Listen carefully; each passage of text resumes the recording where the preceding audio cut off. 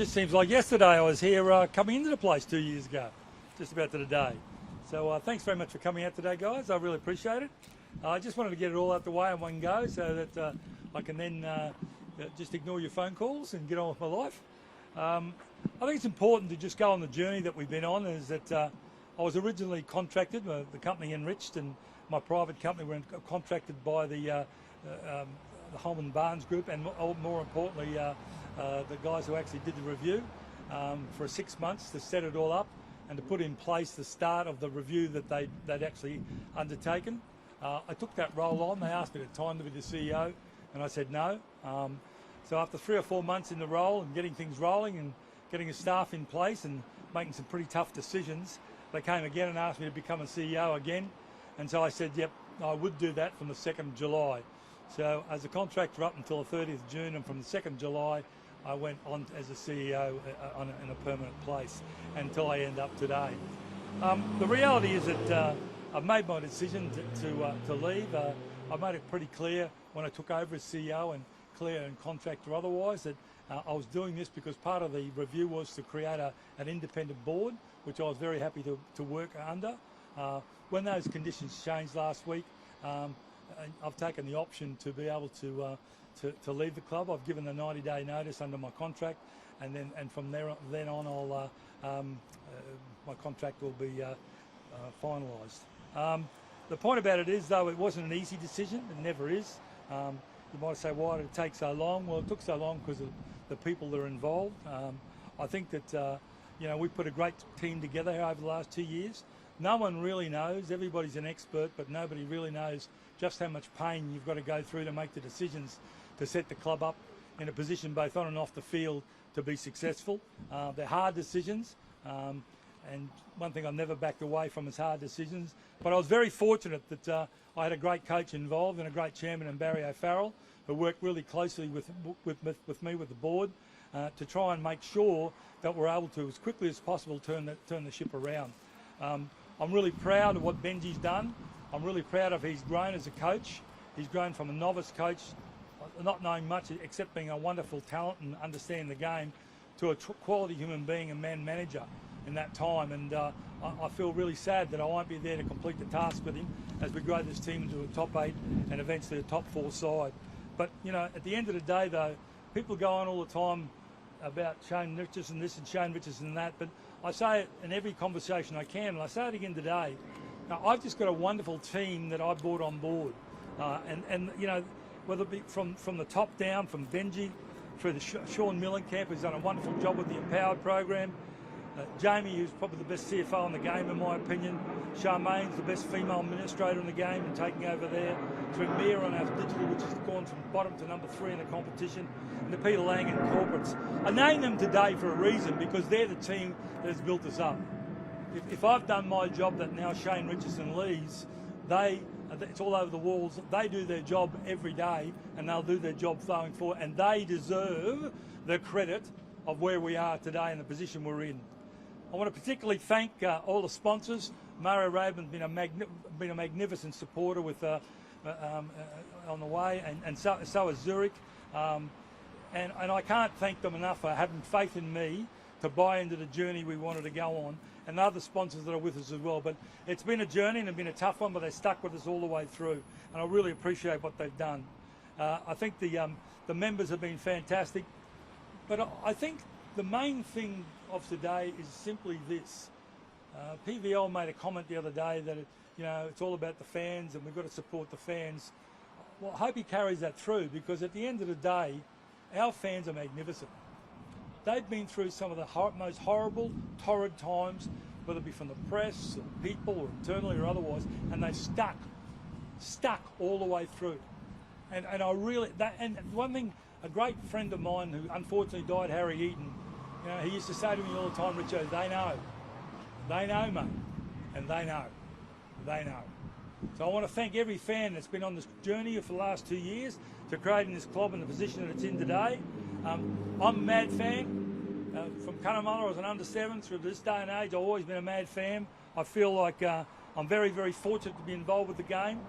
I'm not a guy that's going to ever tear the game down, or some comment today in the paper called me old school. Yeah, I am old school. I've lasted for 32 years been old school. Telling the truth and keeping your integrity. If that's old school, I'm as old as it gets, and that's where I am today. So I want to just say one thing before I finish.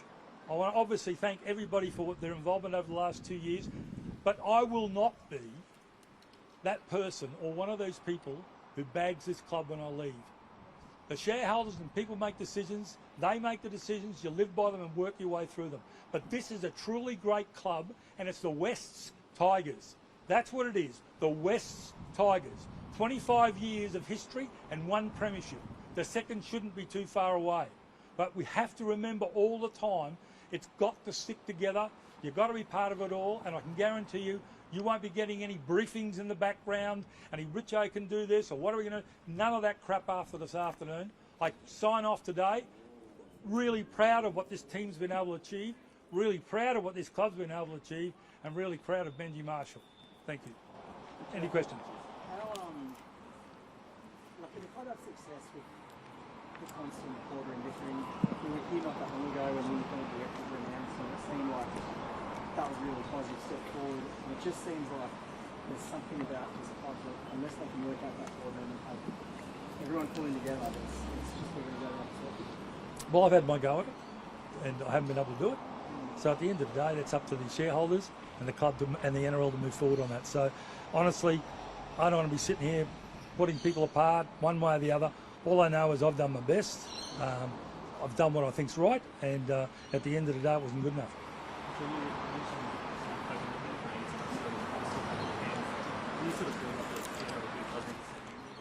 No, it's not my call. It's Peter V'landys. One thing I've learned a long time ago: don't tell Peter V'landys how to do things. No, that's up to Peter V'landys, and he's made some really good decisions in his career in charge of the NRL, and he has been a supporter of fans.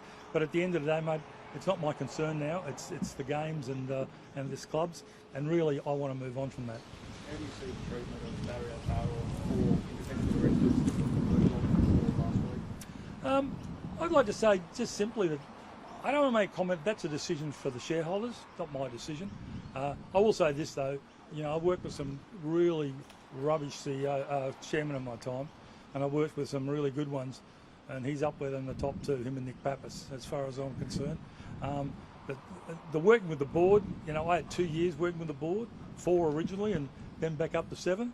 And in that time, as I've said many, many times, and I'll say it again, and it's reflected in the minutes, there has not been one time, not one time, there hasn't been a unanimous decision made by that board with all 7 board members involved. So, I enjoyed working with the board. I really enjoyed working with the independents.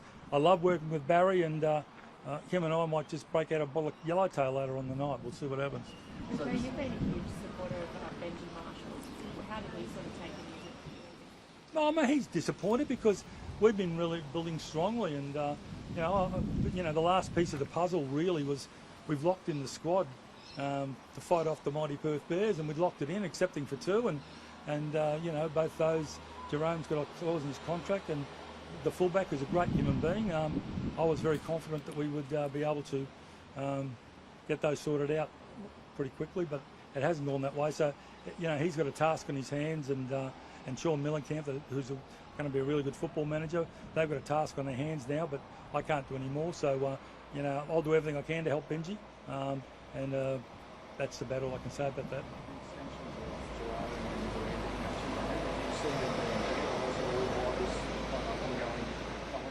I've got a football manager over there who wants to make sure that we can get that done, so I won't be talking about anything negative about the consequences of what's going on. Sean's all over it. I'm very close to him. He knows exactly what's going on. He'll sort his way through it and sort it out with the manager's concern.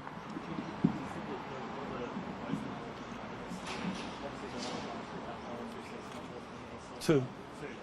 So, if that's the case, what do you think? I have no idea. You'd have to ask the Home and Barnes board. They've given their reasons for it. I really don't want to get into that because all I can say is, every decision was unanimous. It's all minuted, so I'm not sure what the situation is or what happened there. And I don't really want to go into it because that's that's for them to decipher and move forward on. It's not my problem, and certainly I don't want to get into any more spits and spats or otherwise. I've avoided it for 2 years, despite all the things in the paper. It's been more about the board challenges at Holman Barnes and the club, and we've had a really unanimous and strong board up until last week, and it's changed last week, and hopefully it's a strong board going forward. Which are when you bump into Tigers fans down the street, like they never did ask me those couple days, what do you think what do you say to unrate those things? But it'll be pretty natural now. I worry that those guys will know. I've got his number on my phone. I'm going to give him Sean Millencamp's number, and I can ring Sean up about it. No, look, I'm being flippant. I mean, I love the Tigers fans. So that's the thing about the Tigers. People don't understand the success story we had commercially was for one reason and one reason only. We finished 13th and last, and we still had crowds increases by 45%. New stadium deals were 110 million. Database through the roof. I mean, and that's only just a touching of the surface.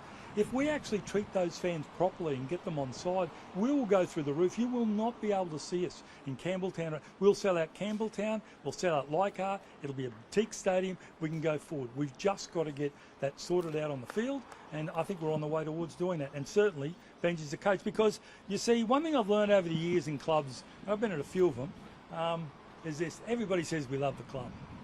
Nah. As soon as they tell me they love the club, I look at them. Benji Marshall loves this club. You can't start until you get somebody who loves this club, and he does. So stick with him, and you'll go a long way. Would you realistically go if you were a player and you had the weight of it is at the moment, you want to cause Not if Benji Marshall's the coach. I'd just stick with Benji Marshall. What Benji Marshall does, and his word is his bond. As I said, in the world, I've created 32 years of honesty and decency. You always got to do a few richoisms along the way, as a few as you will tell. But at the end of the day, if you haven't got your integrity, you've got nothing. Benji's got a load of it. Richo, last week we had reports of potentially an NRL investigation being looked at in terms of your conduct and some of the business dealings here. Yeah. Can I ask, has that played any decision in your None whatsoever. Makes no difference to my contract in any way, shape or form. But more importantly, I've got no concerns whatsoever. I'll put my 32 years in the game without a blemish up against any journalist who wants to make sort of half-baked remarks based on a whistleblower all day. I've got no qualms whatsoever, and had nothing whatsoever to do with my decision. Not even a sleepless minute did it have on the decision. Have you talked to an NRL investigator? It wouldn't concern me at all. I've spoken to them before, by the way, over my career. A few times I've spoken to the NRL investigators in my time, but I haven't been fined yet, so I'm on the way. But I've got no questions asked about it. And NRL's got to do their job. That's what they're paid to do, their job. And I'd rather they did that than innuendo or leaking to somebody. Or I'd rather they just up front and talked about it, because there's nothing to hide, and I've got no qualms whatsoever about it. Do you hope to end up at another club? Pardon? Do you hope to end up? Well, Johnny Lang said to me, I'm a bit close to Johnny Lang, as you probably know. I have to stay away from his stories from time to time, because he eats up a bit of my day, but I love him. But he always said it's very hard to get a feedback off an old horse. Well, this is an old horse that's still feeding, so we'll wait and see. All right, thanks very much. Okay.